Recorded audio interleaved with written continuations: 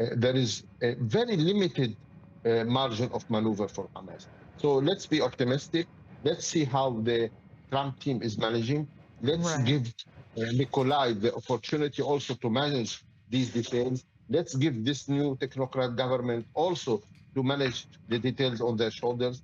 I am seeing a serious development that is happening. I am very much optimistic, and I can see Gaza a very different place in the coming months. So let's be optimistic, and let's hope that things will go as good as possible. All right, Samit, I'd like to thank you so much for joining us. I think we're all hoping that this is going to lead to a new dawn for sure. I'd like to turn back to our guests in the studio to kind of further discuss this technocratic committee. Again, we have Yaki Dayan, former Israeli consul in Los Angeles with us, and dperry, international affairs analyst. All right, you know, I think for a lot of our viewers, the struggle here is understanding how we could be moving into phase 2 of the ceasefire deal when they're still fighting on the ground, Hamas that is not disarmed.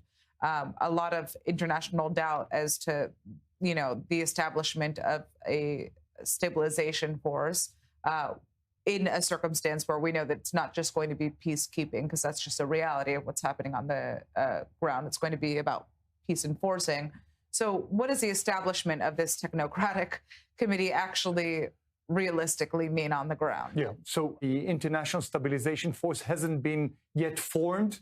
And once it's being formed, no one really thinks that they are going to disarm the Hamas. So everything goes back to disarming Hamas. And what Netanyahu got in return from Trump in his visit in the White House was a deadline of disarming Hamas. So if the other forces is not capable of doing that, Israel will have to do that. And this is, in terms of Israel, this is really the phase 2. I understand the idea that no one's going to disarm Hamas except for Israel, except there is a certain momentum. There is a certain momentum to events in geopolitics. And at this point, you're basically talking about a resumption of the war. A resumption of the war at this juncture where they've appointed a governor, essentially, and they've already appointed a technocratic government, seems to me to be unlikely. Israel has a huge interest in moving to phase 2. Whether or not all the stages have been met, whatever, it has a tremendous interest in letting nothing get in the way, because the reality is that phase 2 does require Hamas to be disarmed. There is an alternative where Hamas is allowed to stick around as a Hezbollah-like entity. I don't think that will happen. And for Hamas really to be disarmed, perhaps only in the Gaza Strip, that will be their way out of the embarrassment. There would have to be overpowering support in the Palestinian public for this. To think that they totally ignore public opinion is a little bit foolish.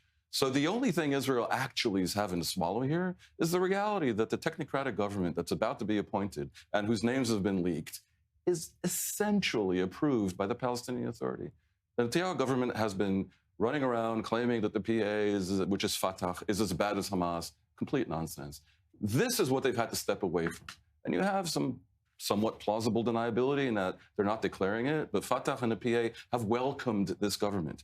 Everyone is waiting for the reconstruction of Gaza, and there's massive money basically in escrow for this. If it's clear that all of it is conditioned on a significant disarming of Hamas, where they voluntarily hand over their weapons to the legitimate new Palestinian government, which they have said they would recognize, I know some people will claim it's naive, but that is a scenario that actually seems less unlikely than a total resumption of the war. That said, it's true that if the war ends up being resumed, Israel will be in a somewhat better place to completely wipe out Hamas because there's no more hostages. All right. Well, you know, as per usual, we're just going to have to wait and see how this plays out.